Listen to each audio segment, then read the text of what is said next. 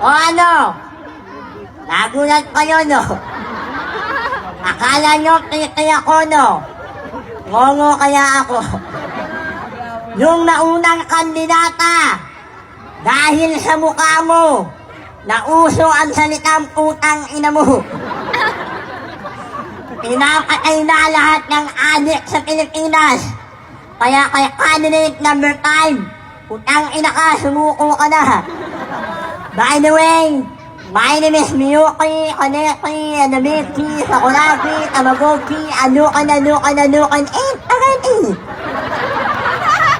On the way from the land of USA.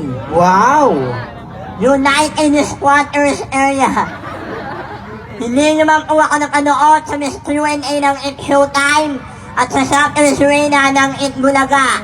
Makakanood nyo naman po ako sa Channel 23, Animal Planet.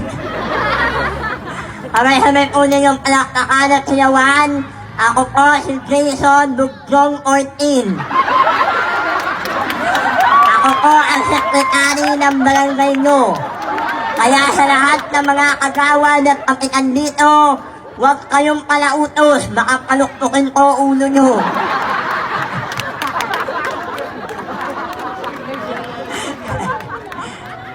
Awa ng awa to.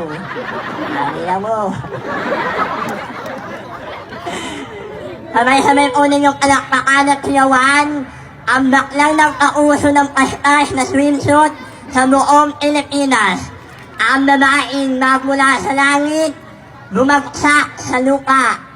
Nauna muka, kaya may biyak sa bunganga. Your one and only Facebook and YouTube sensation. Binibining Barbie. Barbie Ngon Cortesa, na nag-iiwak kung ang ina mo.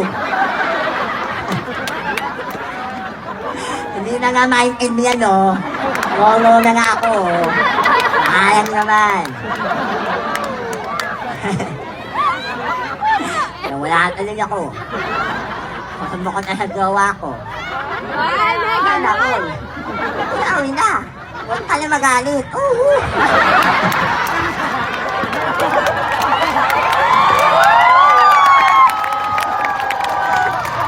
Sabay-sabay po yung kakakaan binibining dami ng Cortesa na nag-iiwan sa inyo ng isang katotohanang kataga na dito sa mundo, marami pong mga mata ang mapanlait at mapanukso. Kasi kapag makakakita sila ng bakla, ang lagi nilang sinasabi kami daw po ay salot sa lipunan. Mahirap po ang magpakatao kung hindi ka po tunay na tao. Tama. Mahirap po ang magpakababae kung hindi ka po tunay na babae. Tama. Mahirap din po ang magpakalalaki kung hindi ka po tunay na lalaki. Tama. Ngunit, mas mahirap mabuhay sa mundo yung pinanganak kang tomboy pero princess ang pangalan mo. O, anak kayo, tomboy ah. Para sa lahat ng mga kalalakihan, ang kakapal na mukha nyo, bibigyan na nga namin kayo ng 500 piso. Gusto nyo ka, 10,000. Ano akala nyo sa titi nyo? May korneto. At sabi ni candidate number 5, gumamit kayo ng feminine wash na Joy. Huwag kayong maniniwala.